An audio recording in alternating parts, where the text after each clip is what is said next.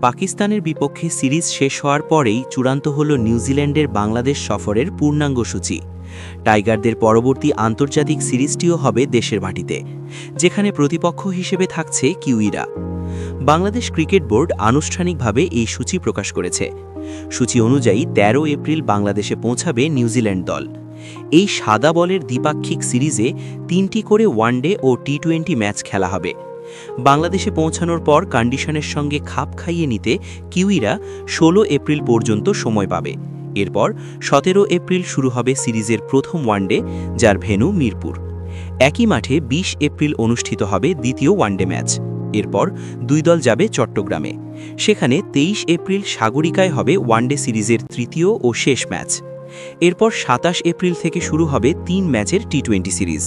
প্রথম দুটি ম্যাচ অনুষ্ঠিত হবে চট্টগ্রামে, দ্বিতীয় টি-20 হবে ২৯ এপ্রিল।